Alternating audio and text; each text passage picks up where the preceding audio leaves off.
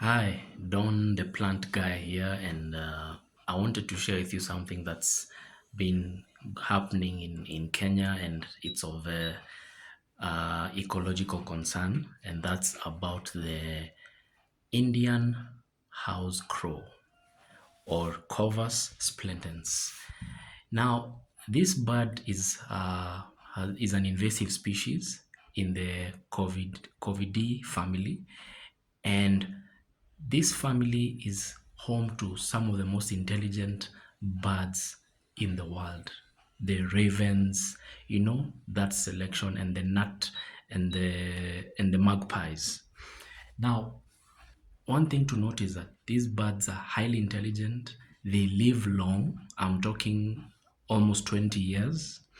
Uh, they recognize they recognize us. So if you are unkind to that bird, it will remember you, and they know, how to mob when there is a meal, because when there's human trash, to the birds that's like a buffet, basically. Interesting thing about the bird is that the pair, the male and female, breed for life. They remain together for life unless one of the two passes on, and they are actively engaged in taking care of their young. So yes, they are very family oriented. We could borrow a leaf from that. Another thing is that some studies have shown that they even some of the members of that family, COVID can even recognize their images in a mirror. That has only happened in the higher primates, like the chimps or perhaps the gorillas. In birds, wow, it's amazing. Uh, they tend to prefer a couple of trees, acacias, palm trees, and yes, eucalyptus, and they'll aggregate there.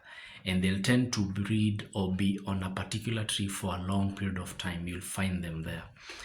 Their name, Corvus, means a crow, and the Latin name also splendens means, something that shines. This is relating to how the plumage of their feathers has some kind of, some colors, some purple, bluish, very beautiful. Now, because this bird is highly intelligent, even controlling it will be a challenge for the Kenyan government, because now, even if we start poisoning them, they quickly recognize when members of their group die or something, and they'll not eat whatever the member took. So we really need to look at it and find a way to control this bird.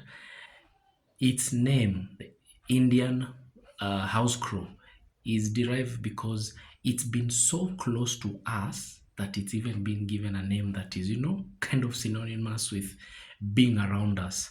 Similar to how we have there's some birds that have those particular names. I'll get the name and remember for you. So yes, that's what's happening in the birds, and I had to mention this because birds and trees evolved together, and they need each other. So I can't have a conversation of birds or trees without talking about birds. Now, birds were very successful. They were able to, just a bit of history, they are able to conquer the skies because they are able to fly. They have hollow bones, they have a very specialized breathing system, they have fantastic eyesight, they have certain adaptations, being able to perch, like the perching birds, the passerines, they're able to perch, and that's the majority of the bird group is in the passeriforms group.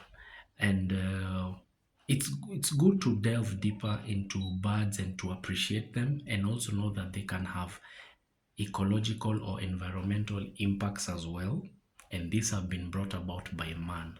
How we dispose of our waste, how we manage the waste, where do we take it, how we handle it. And you see now nature responds, So it's a call for action for Kenyans to be able to dispose of their waste well in the right way. And the government also should come in and give the infrastructure or the mechanism so that this can be facilitated effectively from the coast to Nairobi. It's possible. We just need enough government goodwill and support, and this can be possible. Hey man, I hope you've learned something about the bird, that bird, and about birds in general. Yeah, so hey man, you can leave a like, you can leave a comment, you can ask a question, we can share, and man, hoping to see you in the next one. Thanks. Bye bye.